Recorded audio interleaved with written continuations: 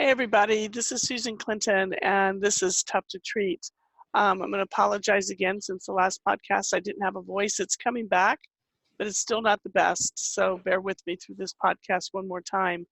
It's vacation time for me in Pennsylvania. I'm actually up in northern Michigan today recording this podcast. We're going to be talking about some differentials and some interesting things around a patient with shoulder pain. So let us know what you think.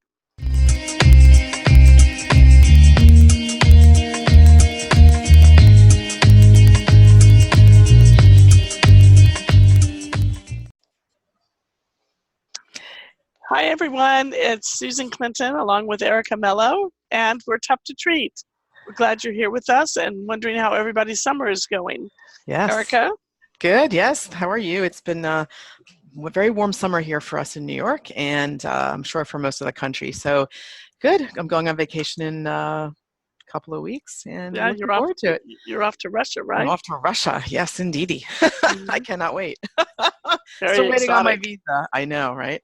I'm looking forward to it. Very exotic vacation. I know. So, it's one of those that's on my bucket list, and I've always had places I've always wanted to go to, and every year I'm like, I want to go, and this year we're going to go. So, yeah, St. Petersburg and Moscow. So that sounds great. I'm spending my next week up in northern Michigan here on the banks of the St. Mary's River, enjoying a beautiful day along the river while we get ready to lay this podcast down. Sounds fantastic. Yeah, so today we're going to be talking about a lady that I had seen.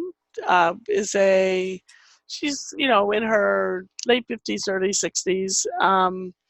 A career transition for her is that she used to work in an office and do various things.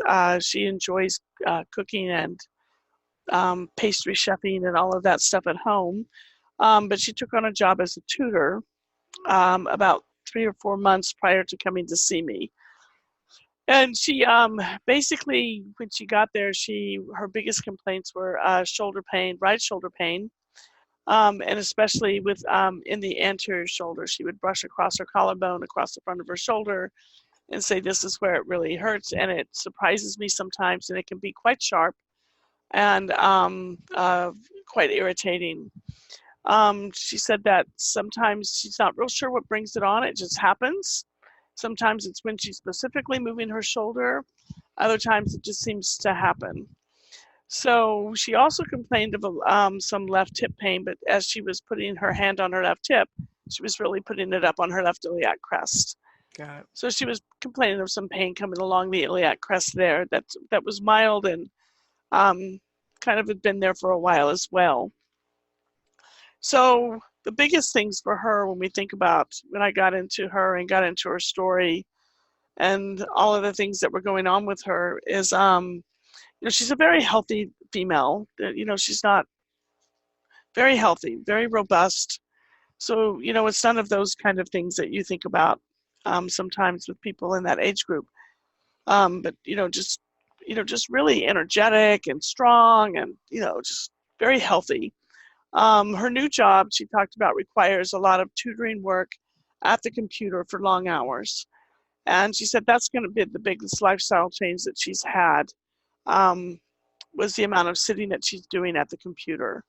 Mm-hmm. And she said that, one of the biggest things for her is that she, kind of just hangs out in her kitchen or in her office, doing the tutoring. And then she showed me how she sits at the angle.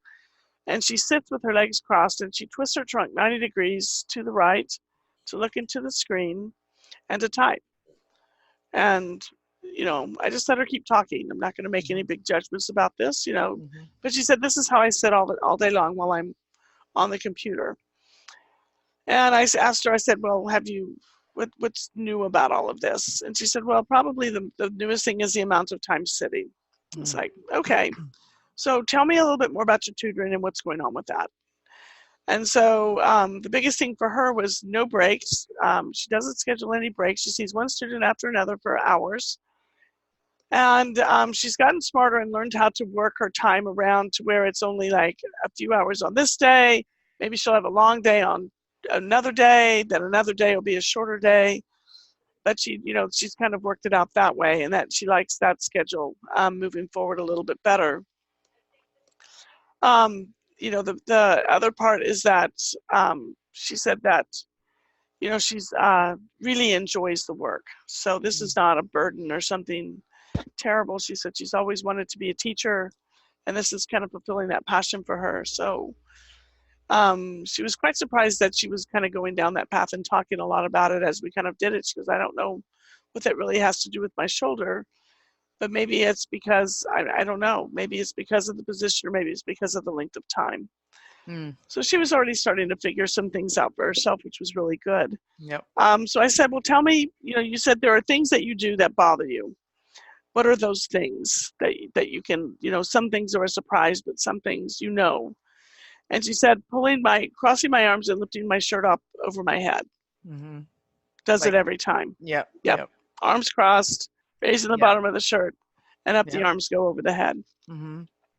And I said, show me what that looks like. So she did, and she said, yep, that bothers it right there in the front. Mm-hmm. And I just watched her move and watched her movement system, and just kind of saw how she was actually approaching that movement.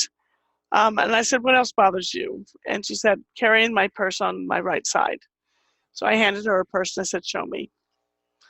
And she says, it never really starts right away, but it's after if I've been like walking and carrying it for a while. On her shoulder. On her shoulder, on the right side. So, and then she said, lying on my shoulder in bed can bother it too. Right. Yeah. So, sounds simple, right? Yeah.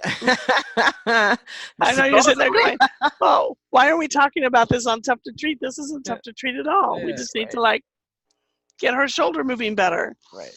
So, and then she talked a little bit about her hip, and her hip feels better when she moves. And, sometimes it bothers her. She can't really tell if it's the sitting in the twisted position that bothers it or not. And I said, well, tell me what it is that you want to work on today. We can work on whatever you want to go, but I need to know what your priority is. She said, the priority is my shoulder. I need to figure this out. And I said, okay, so as we talk about your shoulder and the rest of this area, have you ever had any kind of issues with this area before? And, there's a couple of stories of a motor vehicle accident in the past, a long time ago, a little whiplash, nothing big. Like I said, she's a very healthy person. Mm-hmm. She said that, she's, had some neck stuff. She has an over-the-door traction thing that she doesn't like. And I said, well, what does neck stuff mean? I want to know what I want to know what that means. Yeah. But tell me a little bit more about the neck stuff. Tell me more. I want to hear a little bit more about this. And she said, well, I just, throughout my life, I've had times and places where my neck has been just a little bit cranky. And, I'm one of these people that wants to go and figure out what I need to do so I can get it fixed and move on. And I said, okay, so how long ago was the overhead? She goes, well, I never used the over-the-door traction. I just ordered it because I thought it might be good for me. And I said, okay, so what do you think is going on? And she said, I don't know. I just don't know why my shoulder is hurting because I've never had this shoulder pain like this before. Is she right-hand dominant, Susan? She is. Okay. And I said, so, but all of her work right now is going on the keyboard. Right. Ah, yes. So, because I did ask her about handwriting and how much she was writing and doing with her new job that may be different than her old job. Mm-hmm. And she said most of her work is computer now. Mm-hmm. Even her calendar and her scheduler and everything is pretty much moved to electronics. Okay. So, so I asked her, I said, well, what do you think is going on with your shoulder? And she goes, I think I have that rotator cuff thing that everybody has when they're our age. And I was like, okay, well, what does that rotator cuff thing mean to you? That there's something serious going on in my shoulder that may need surgery. And I was hoping that I could just get past it without having to do that. Mm-hmm. Okay, fair enough. I said, well, let's check a few things out and see what's going on. Mm-hmm. So do you have anything you want to add here before I take you into the exam? Any other past medical history? Any other injuries or anything like that? No. Nothing to note other than just being an active person. Okay. But I mean, nothing, nothing to no heart, like I said, a couple of minor MBAs, like a rear ending or something, long time ago, Any but nothing concussion? big. Nope. No. Any, what was I going to say? What does she do for recreation? Does she do, like she cooks, right? You said she cooks a lot? She loves cooking, so she does that. She also walks a lot and has friends, and they walk together. And she's just like a healthy person, just gets out there and moves around, And she does has her no thing. problem with the cooking, lifting the pots and pans or anything like that? No, none that No. she was talking about. Okay.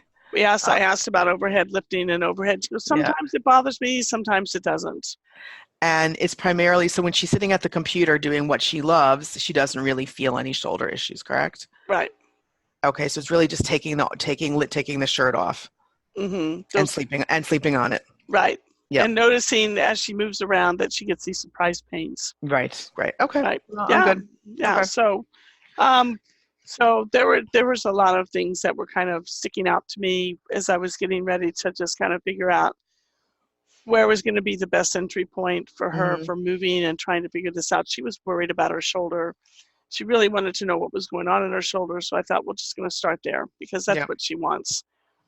And so, we did the whole thing: lift the arm up, lift the arm out to the side, reach across the body, reach back behind you.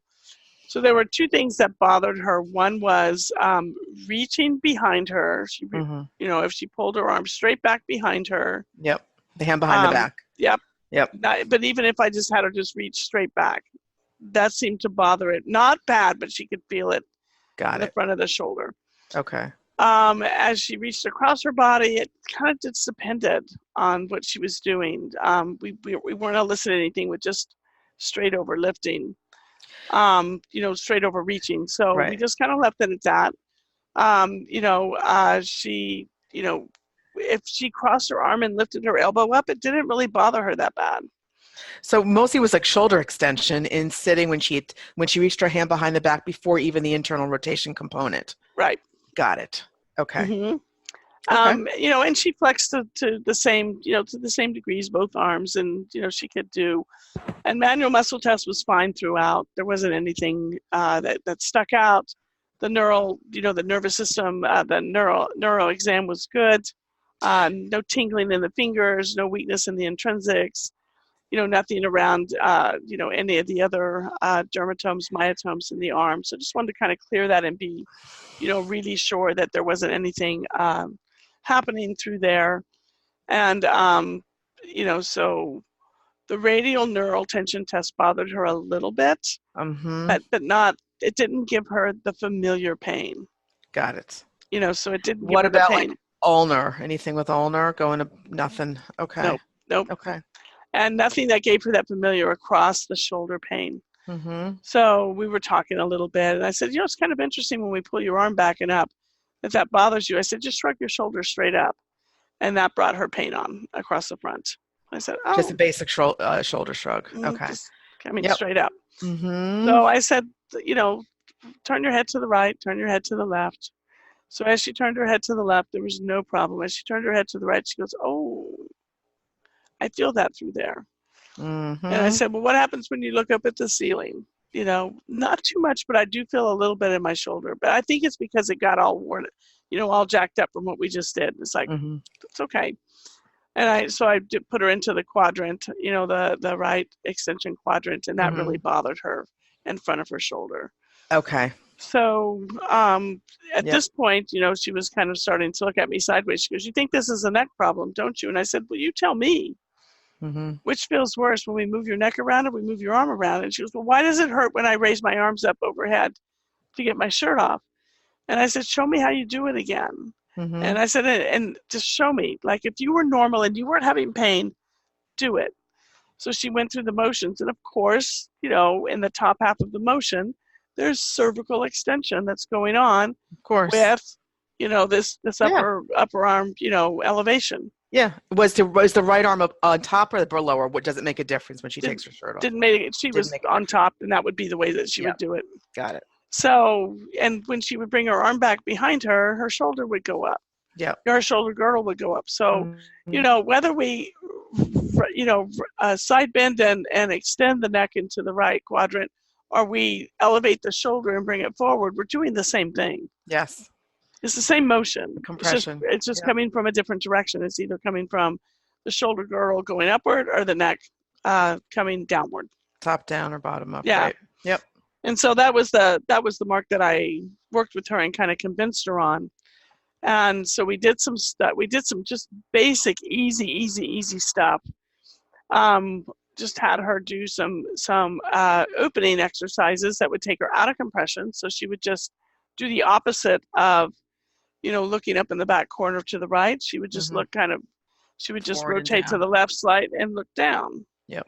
And she could spend some time, just doing that, especially if she felt any of those issues coming on. Mhm. Let's take that and make that happen. The other thing that we did was I just had her, before we did that, I had her blow all the air out and take a really nice, deep breath in. And we repeated that 3 or 4 times. And then I had her turn her head to the right and her symptoms disappeared. So, and again, Wow. what that was, it's just the pump handle moving. That's just moving the spine, Mhm. a novel input to the system. Yep. So that it Yep. can, Yep. get changed. But what I wanted her to have were a couple of go-to things to take home that she Right. could do because she's busy. This person Yeah. is like, I want to know how to fix this so I Right. can keep moving with my life and this other stuff. It So, makes, yeah, yeah, I'm just go saying it ahead. makes sense with her story and sitting. She's turned to the right a lot. She's in that new movement pattern. Yep. That makes sense. Okay. Yep. And she spends a lot of time over there like that. Yeah. Yep. So the cool thing was by her getting to be able to tell her story, she's starting now to link it all together. I Yep. didn't have to say, well, the reason you're hurting is because you're sitting like that. Mm-hmm. Much better if they figure it out. So we started talking and she said, well, this is starting to make me think that maybe that position I'm in all the time could be an aggravating factor. And I said, it could be. Mm-hmm. Tell me why you sit like that. I mean, is it because it's, I don't know. I said, most people are in a position that they're in because of environmental constraints. And she said, well, I don't have any room for my legs at my countertop. So that's why I sit to the right and turn to the, sit, facing one way and turn to the right to get to the computer. And I said, well, is there anywhere else you can work in your kitchen that would be comfortable and would help you stay as productive as you want to be? And she goes, yeah, I could just go sit at the kitchen table. I just need to move some things around. That's an easy fix. Right. It's like, okay, how does that God. feel to you when you think about that? And she goes, I just feel kind of like silly that I've never done it. And I said, well, you didn't realize what was happening. And I said, it's just something to give it a try and see. I said, I'm not saying that you can't sit like that at your kitchen counter. I'm saying that maybe you need some variance of movement around that. Right. So maybe Correct. you could do it a little bit here. Maybe you could do it a little bit at the kitchen counter, or maybe you could do, wherever. And she said, well, I could also do it up in my office, which I've done before. And I said, well, how does that work up there? Well, it's a little bit different because, I have a chair and some other things. And then, we just talked about what else she had in her house. She has a Swiss ball. I said, what would happen if you rolled the Swiss ball in to your office and you just kind of sat on that for a while? Or in between clients, you sat on it for a couple of minutes just to kind of roll around. And so I just started asking her questions then about her schedule. I said, tell me about your schedule and what you're scheduling your students with. I want to get a real handle on this and what the demands are and what the expectations for your job are. And so she started digging in and I said, so you have to schedule a student for a complete hour and you work with that student to the very end of that hour. And then you go right into the next one. Well, no, there's always a few minutes in between. And I said, well, what's the expectation? And she said, well, the expectation is that I'm just there and they schedule with me and we go through the tutoring and, and then she was kind of saying, she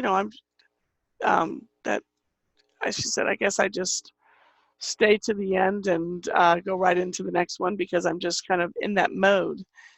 And I said, well, what would happen if you actually had 5 minutes between each student? Can you do that? I said, I know on your scheduler you may not can schedule 45-minute appointments, but can you make the intention that the appointment's going to end at like the 50 or 55-minute mark? Because you still have to get on to the next call and do the stuff and have the other person off. So, and I said, and by the way, in between all of this, when are you like going, that's what I asked her. I said, when are you going to the bathroom and when are you getting something to drink? And, what are you doing about fueling yourself with food and, Mm-hmm. and making all of those good things happen?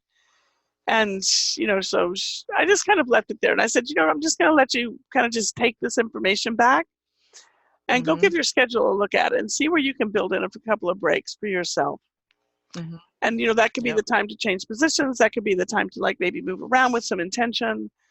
Feel what feels right for you, but go back and just take a look at your schedule and see what you can do. In the meantime, I said your movements to let you know what you need to do are turn your head to the right or shrug your shoulders up.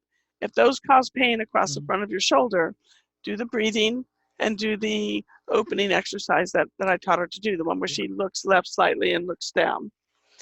And What she's was the breathing exercise, Susan, again? The pump, so so just blow the blow air, out blow the air all the way out. and And then that's okay, followed by a nice deep inhale.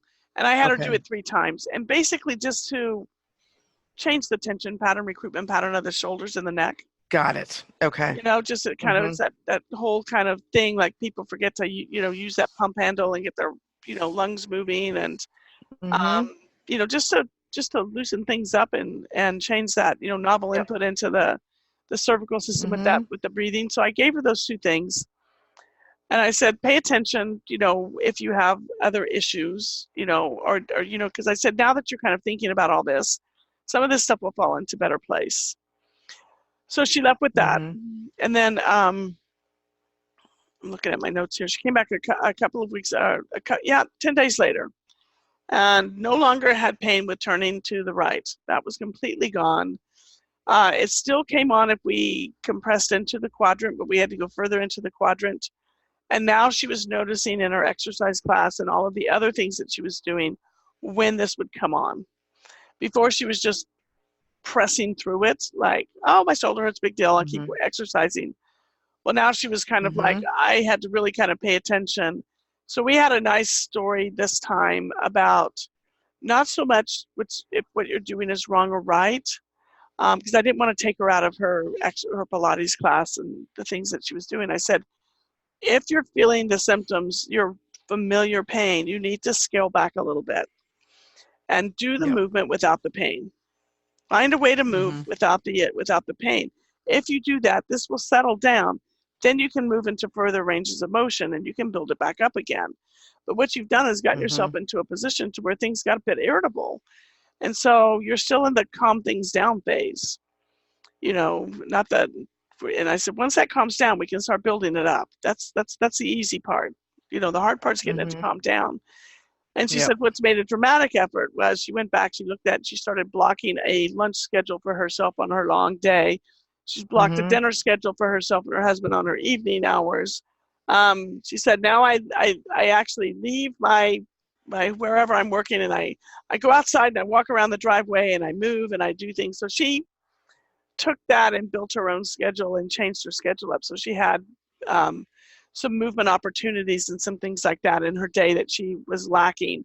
And I think it was just her being able to talk about her story and tell everything that was going on that gave her the ability to kind of begin to see this, in a much different light. Mm-hmm. And, I didn't tell her that she needed to go back and do all of these things. I told her, I said, just go take a look at your schedule and figure out if it's still working for you and what you can do to, to change it up a bit so you have the movement that you want to have in there. Yep. And she figured it out. So that was the easy part. That Yeah. was super easy. So, Yep. so we went through some of the things that she's doing in her life. She still didn't get the whole head over the, shirt over the head part, but she said, but Yeah. so you know what I've done? I bend over at the waist and then it doesn't hurt to get Yeah. my, and she does. And I said, now tell me how, tell me how you're going to have this, how you're going to be able to see the difference between leaning your whole body over to take your shirt off and sitting up and taking your shirt off. Your shoulder is still moving in the same direction with the same amount of range of motion. I said, what's the difference here? And Yeah. so she finally was able to put it together and say, oh, the difference is I'm not leaning my head back. And it's like, yes. So I said, remember that head back leaning kind of to the right thing is what gets you every time.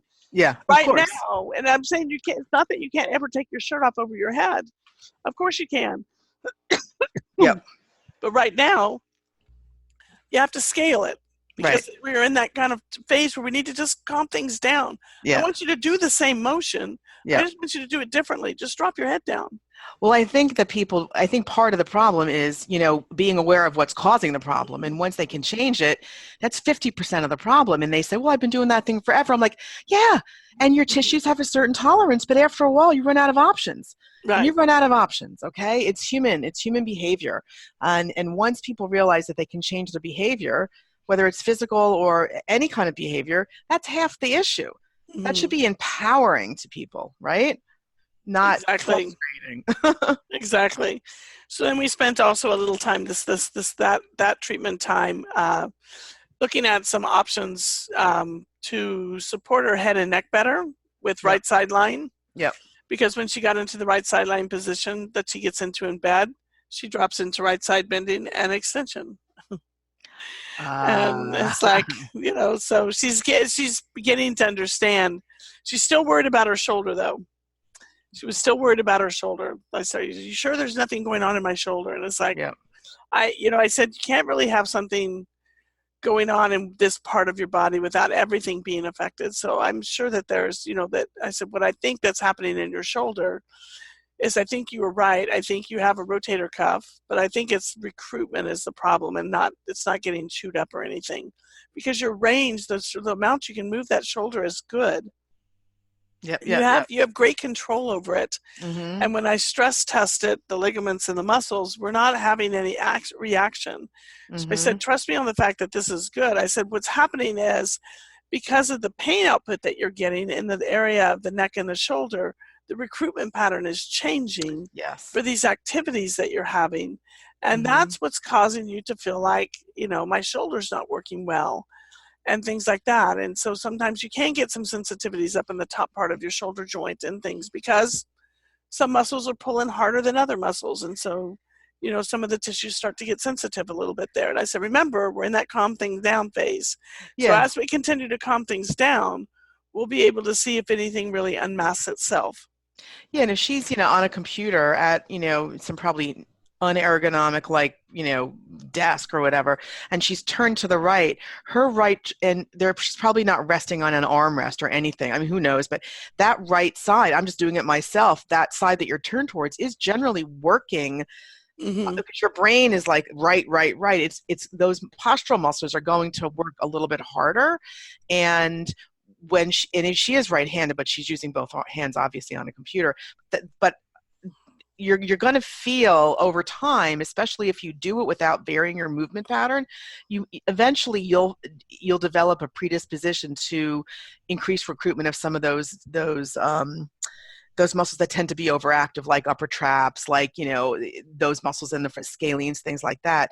And your head's going to be into that right rotational bias. And over time, when it's in that pattern, you can't get out of that pattern. So when you go further into that pattern, like in the extension quadrant, it's going to be a little aggravated. And that's just because of how, normally of what she's doing all day. I Mm-hmm. always say on the podcast that short of trauma, or surgery, it's a strategy that needs to get changed. Right. And our job is to figure out what the strategy is, Mm-hmm. you know? Yeah. So, So, getting her to, not feel like that she can't do the thing, so the biggest thing with her was, she, the computer work is important to her. It's feeding her passion as a teacher.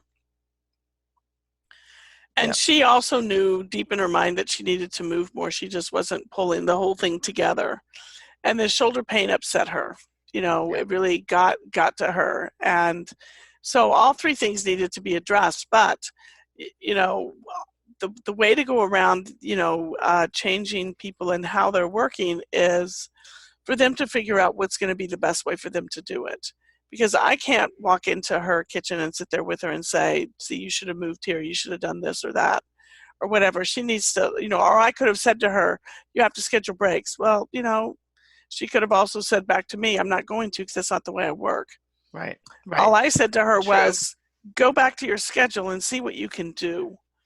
to get some movement in while you're doing this work, because you have told me, your words were, when I move around, I feel better. At Right. least your hip feels better. So that's Correct. good. And Yep. I said, well, and let's get you out of some of these other postures. So when you feel that thing in your arm and your shoulder, you know what to do. So I gave her like 2 good things that actually took her symptoms away.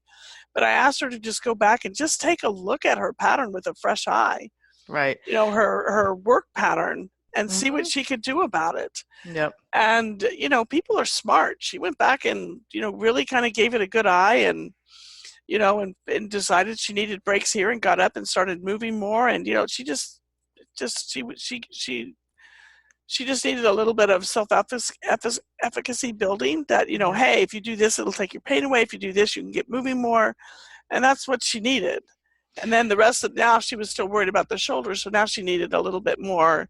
Let's go back and look at this again and look at how these things are moving. And I was able to show her when she was doing the Pilates thing, I gave her kind of like a broomstick, it's a walking stick, and she put Yeah. both hands behind her back. And I said, show me that movement with the Pilates from the Cadillac. I know the springs. I know what you're doing. And so she showed me, and I said, now tell me how this is the same thing as if I took it away from her. And I said, now do your head in the position that makes your shoulder hurt. And she did. And I said, is it the same thing? Hmm. Does Yeah. it feel like it's the same thing that's that's happening Mhm. there? And she goes, Right. I never thought about it that way. I I know know. you said that before, but now I'm starting to see that. And so I was able to kind of take her arm and bring it up and her shoulder girdle up and say, look, we can either compress from this direction or we can compress from the top Exactly. down. Changing, it's funny, changing the context of the movement, but doing the same movement pattern is really helpful, Mm-hmm. for lowering pain levels. I did a lot of research on that for my book, and I was like, literally, if someone has a problem turning, get them, with their head in rotation, right or left, or bending extension, get them on their hands and knees and just change the context up, Mm-hmm. get them on in different movement patterns, and they'll realize, oh, I have no problem there, but it's just different. It's the same thing, the same load or non-load or same biomechanical movement Mm-hmm. on the shoulder. It's just you're doing it in a different context. Right. And for her, the different context needed to be um, to drop her head slightly forward so Yeah, that she could keep doing the motions. And she goes, but then I'm not doing it the right way. And I said, you're doing it in a scaled way because we're in the calm stuff down phase. correct. I said, this isn't forever. This is only for a Mm-hmm. little bit. Yep. And then we can build stuff up. Yep. But I said, you got yourself in a position where some stuff got sensitive, and now it hurts when you're trying to load it. So we just Right. need to unload it for a little bit, and then we'll start loading it again, because Right. it won't last. It'll be Right. good. Yep. Yeah.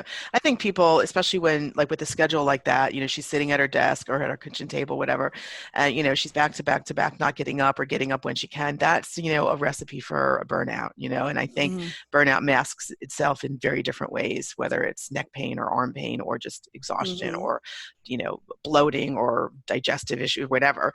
And if someone said to me, I'm not willing to change that schedule, I would be like, well, then you're not willing to get better. Then, Mm-hmm. that's period, end of report.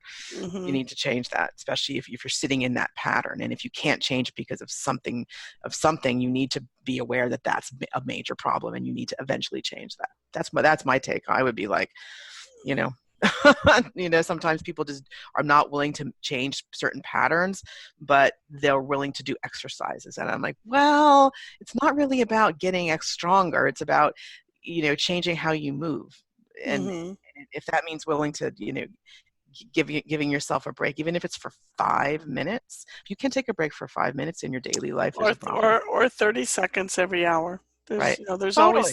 always things, but that's just bargaining. Yes. Working with them and bargaining, and say, how much time do you have every hour? Mm-hmm. I have a minute. Okay, perfect. Yep. During that minute, what can you do? Yep. And Mhm. that those minutes add up. Yeah. Yeah. And they do. They start adding up because people start adding 2 and 3 and 4 and 5 minutes, and then before you realize it, they're taking appropriate breaks and moving around and doing different things and stuff like that. And Yep. they just needed to, they just need to understand the research behind it, that if you're not fueling yourself and you're not moving yourself, then you're not going to be making great decisions, and your Mhm. productivity will go down, not go up. Mm-hmm. Yep. And so oftentimes I'll get to them with the productivity issue. I didn't even have to go there with her. She took this ball and ran with it. Mm-hmm. Um, but oftentimes I'll just send them here, read these couple of links on productivity, because when you start talking to people about performance, you get their attention way better than you get their attention if you're telling them I should do this and I should do that and you should do that. And it's kind of like most people know they shouldn't smoke, Right. you know, um, but they've got to, their environment is such that it's impossible for them to quit unless they can find some other motivating performance thing to like focus on Right. that can get them there. So it's kind of like, so for them, maybe it's a challenge of, but they want to exercise and feel better. Okay, well then let's focus on your performance with movement. Correct. And then how do you think you'd feel if you like smoked half of what you smoked to would your performance improve? Well, probably. Why don't you give it a try? Yeah.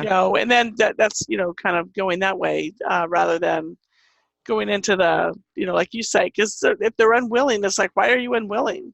Right. Right. Because if there's a barrier there, they need to know what the barrier is so they Yeah. can either begin to change it or just accept it. Yeah, and it's funny because Mm-hmm. a lot of patients say that I have problems doing this, this, and this, or everything hurts or whatever, and I always say, well, and another way to get to the performance issues, I'm going to say, is there something that you are doing now that you want to be able to do better, whether it's an Mm-hmm. exercise or swimming or a movement. Usually it's generally something in the gym. A lot of patients, yes, I can't do a push-up well. It's not their painful issue, but they can't do it well. And if that's something that, I want to be able to do that better, then that gives me a general idea of what to look for versus I heard when I do this, this, and this, and there's no pattern at all. So I always ask, is there anything that you feel performance-wise you want to be able to do better from a performance perspective? So that's a good way of honing in on something when the patient's kind of all over the place in the narrative, and in the subjective. So that's what I tend to do as well. So because performance is a ego thing for people. But it's also the thing that matters the most. Yes, So correct. definitely. Okay. Cool. Well, That's thanks great. everybody for listening. Thank you And all. we'll see you in a couple of weeks on Tough to Treat. If you Sounds have good. any comments or anything, please leave them for us. Go on iTunes and all the other places and subscribe to our podcast and leave your comments there. We'd love to hear them. Yes, we love And to. Yeah, I'm sorry, Susan. Go go ahead. ahead. No, I'm just saying we love reading the testimonials. So we're still going for our hundreds. We've gotten a lot, a lot. So if you've liked the podcast, please leave us a review on iTunes if that is your podcast platform. We would really appreciate it. Thank y'all. All right. Bye. Bye.